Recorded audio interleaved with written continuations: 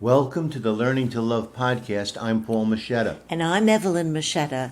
We are marriage therapists who are married and have been living and working together for over 40 years. In our previous podcasts, we described the different skills, attitudes, and behaviors couples need in order to have a happy and fulfilling marriage. And this information applies to both hetero and homosexual relationships. We also emphasized that these healthy relationships come from your best self and not your ego, which tends to be self-centered and selfish. Today, we want to tell you about the kind of loving we found inside the healthy marriages we studied. We call this loving soul-centered loving because it's the animating life energy which lights up the very essence of your being. Soul-centered love is your heart's true desire. Everything else is a substitute. Deep down, we all want to know that we're fully loved, accepted, and cherished in the heart of another. We don't question that children need and deserve such love, but as adults, we become afraid and defensive. We try to fool ourselves and pretend that we've outgrown it or that we can do without it. Thankfully, there are couples who have transcended the conditioned patterns of ego-to-ego relating. Through our work with these couples, we discovered 3 dimensions of soul-centered loving, which we have named nurturing love, intentional love, and revering love. While each dimension has specific qualities, they overlap and support each other. They are intertwined like a single thread woven into the strongest marriages. With nurturing love, you give each other physical, emotional, and spiritual nurturing. With intentional love, you purposely and deliberately help each other to grow. And with reverential love, you both feel fully known, deeply loved, and profoundly valued. Study these 3 kinds of loving. Practice them, and we guarantee you will share a love that transcends anything you've previously experienced together. Nurturing love is made up of all the behaviors, large and small, which satisfy your need for giving and receiving attention, affection, understanding, empathy, and unselfish involvement. It's the way you nourish each other physically, emotionally, and spiritually. The word nurture means to nourish, to feed, to give sustenance. And sustenance means to strengthen.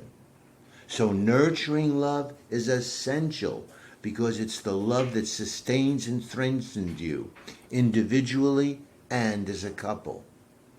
This kind of love sends a strong, clear message. It says, I'm here for you. You're a major priority. You can count on me.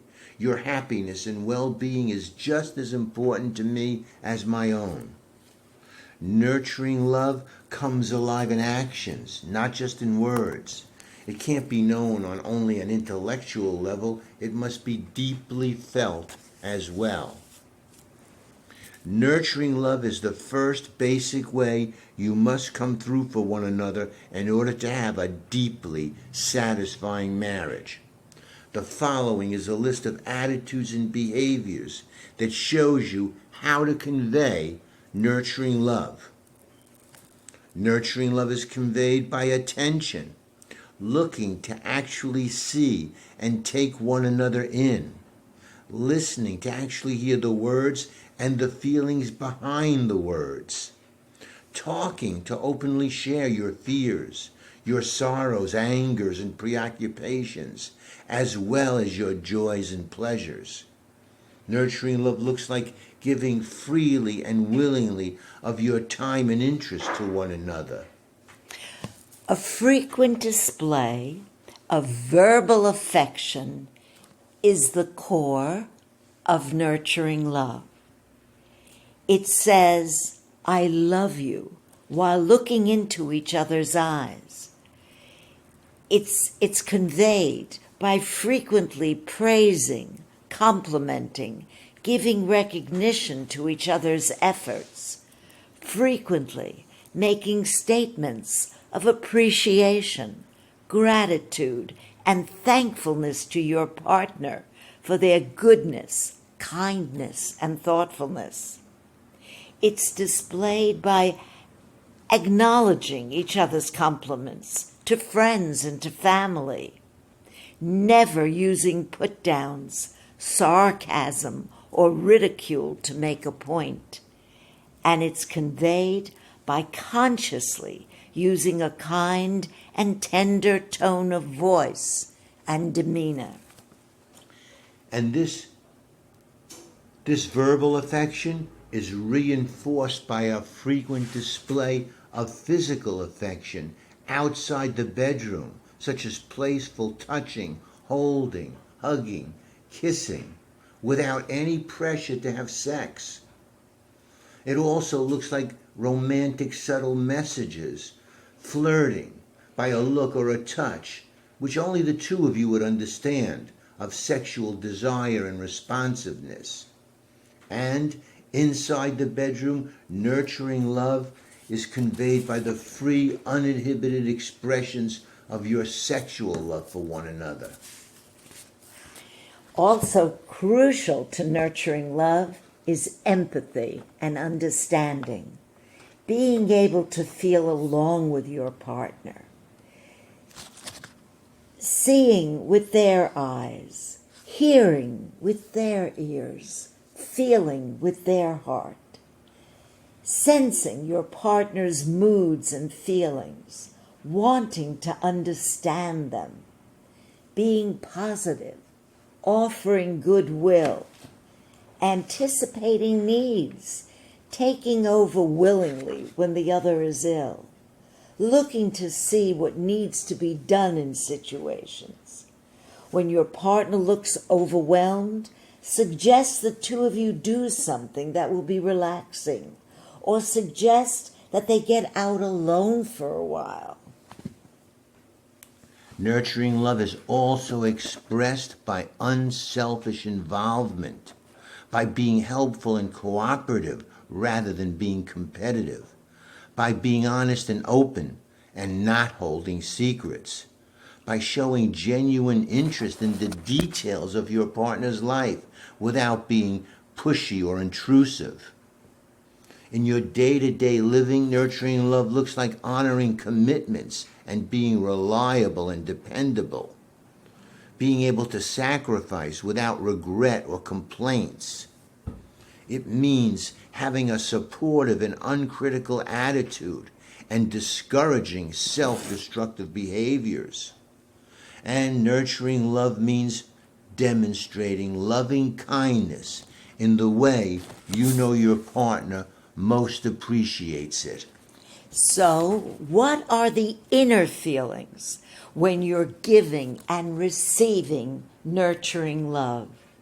Well, you feel understood and deeply cared about. You feel warm inside, happy, sexually responsive, stable, secure, more trusting, able to better face problems, more self-confident, and capable of reaching out to other people. Now, in our next podcast, we will talk about intentional and reverential loving. Since this is new to many of you, we suggest you listen to this podcast more than once and talk to each other about it. See how each of you feels you're able to express, to convey nurturing love. Until next time, thank you so much for listening.